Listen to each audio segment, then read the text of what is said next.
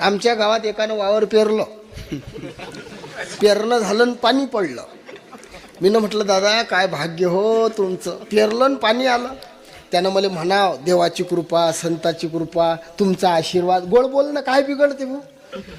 मला म्हणे मग महाराज शात्यावर गोटा ठेवून पेरा लागते.